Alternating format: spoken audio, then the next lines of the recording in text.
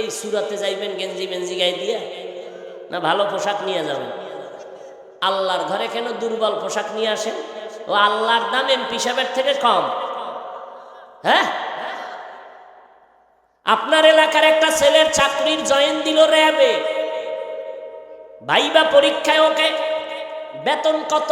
42,000। তাড়াতাড়ি জয়েন দাও। ঠিক আছে স্যার, ওকে। স্যার আমার একটা দাবি আছে। কি?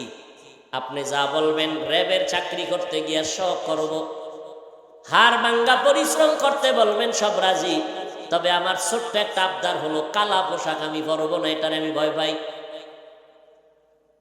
কিও জ্ঞানীরা, চাকরি ওকে। এবার বুঝো পোশাকের দাম কত। আবার আমার বাংলাদেশের পোশাক ভারতে গেলে চলবে না, তাদের পোশাকের মূল্য আলাদা। ওরে দুনিয়ার সরকারের পোশাকের যদি মূল্য হইতে পারে, আমার মদিনার নবীর পোশাকের কেন মূল্য হবে না?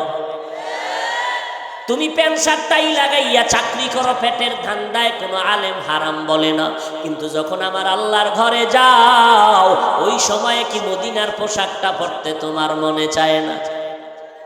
সবই হেসে চালাকি করে উড়াইয়া দিও না রে বাবা, আমার নবীর রেখে